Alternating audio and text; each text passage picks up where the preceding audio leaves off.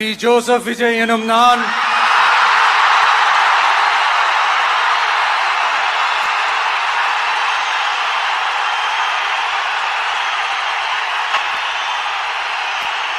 சட்டப்படி அமைக்கப்பெற்ற இந்திய அரசியல் அமைப்பின்பால்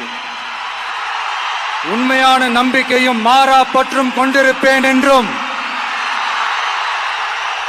இந்திய நாட்டின்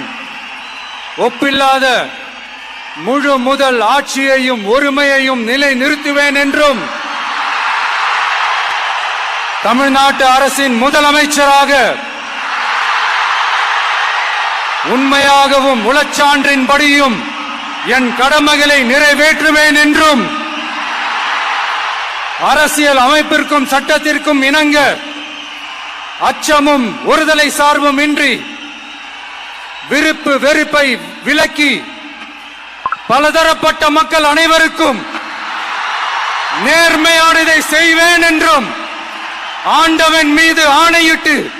உறுதிமொழிகிறேன்.